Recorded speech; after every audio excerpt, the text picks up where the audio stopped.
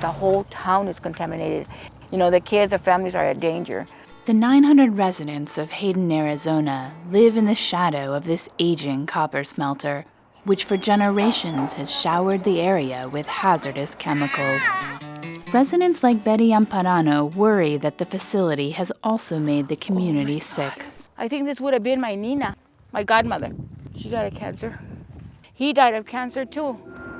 A joint investigation by the Center for Public Integrity and NPR has found that Hayden is one of hundreds of communities across the country still wrestling with high levels of toxic air pollution.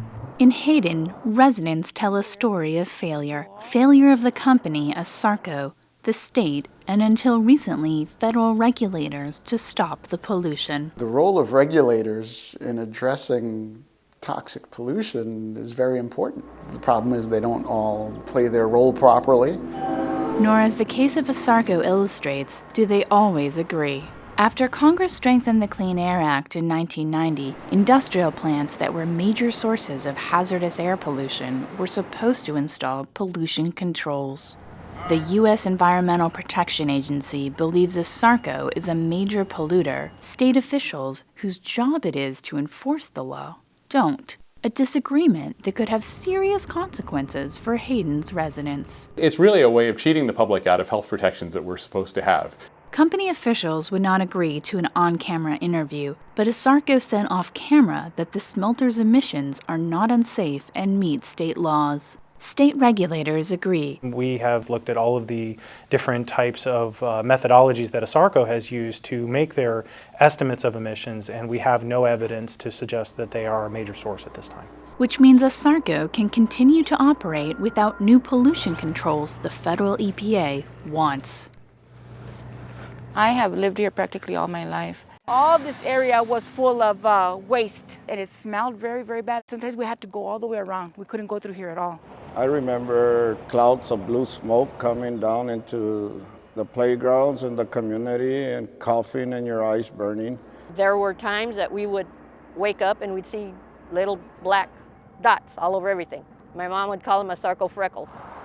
In the early 1990s, Arizona did try to crack down on ASARCO. David Kempson and Michael Traubert were two of those state regulators. The key violations they found? So-called fugitive emissions that can escape from the smelter's furnaces and dust blowing from a 2,000-acre waste pile.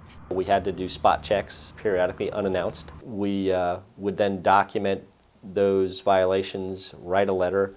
More often than not, we would get a rebuttal from the company's law firm. They'd explain it away as an extraordinary event. Now, these were unusual circumstances. It strained credulity a bit. Over the years, the two documented what they believed was a history of noncompliance, but not much happened. It kind of languished. I don't have a good explanation as why it didn't go any further, but I certainly had the perception that you tangle with the mines with care.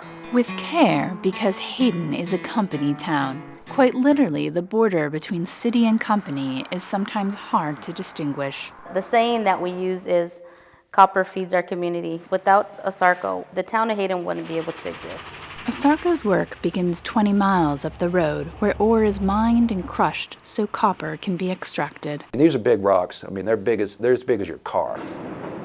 And then it's dumped right by the highway here into the crusher. It's sent up a big conveyor belt. There, the ore is turned to concentrate. It's like liquid fire. And the waste goes across the highway into the tailings ponds. So that material is all burnt. Each one of those processes, though, creates fumes. So you get such things as chromium, arsenic, cadmium, lead. These are byproducts of the smelting process. It's almost impossible not to have this.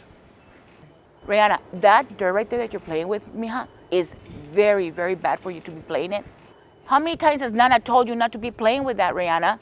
Betty Amparano first learned that dirt could be dangerous in 1997 when her lease warned of possible contamination in her house. And I knew that it was either do something about it now or just sit back and not care. And, you know, I couldn't do that to my kids.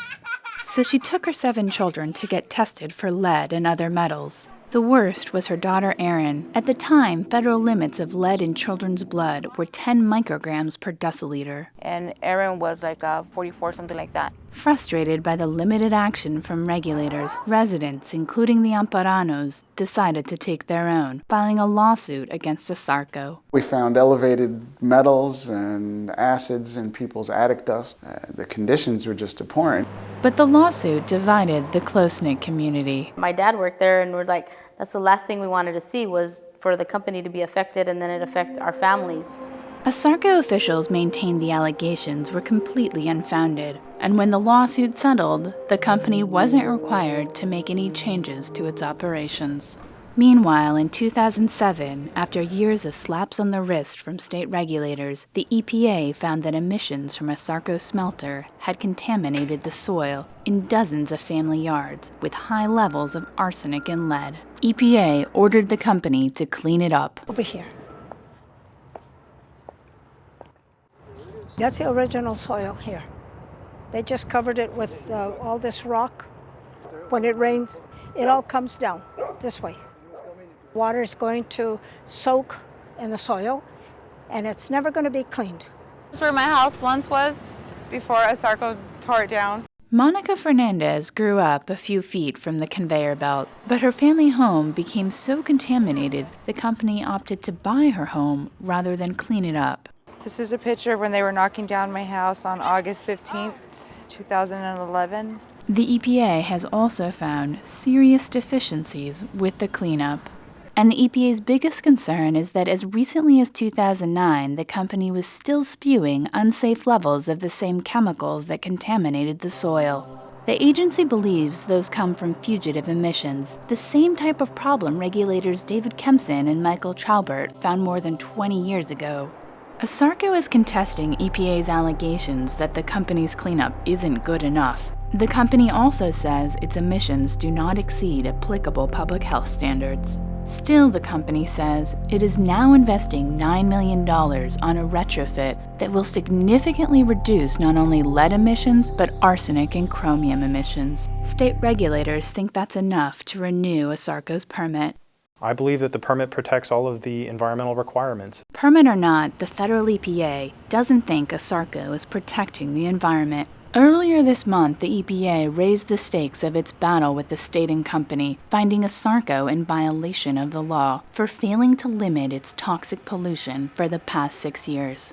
The finding could cost the company millions of dollars and force it to put on new pollution controls. ASARCO officials say the finding is simply incorrect and plans to vigorously defend itself. Some residents are skeptical anything will change. Monica Fernandez and her 2 children now live in a rental home on the same block as the one that ASARCO tore down. My beachfront view. You see thick black clouds of smoke all coming this way. I mean, how do you escape that?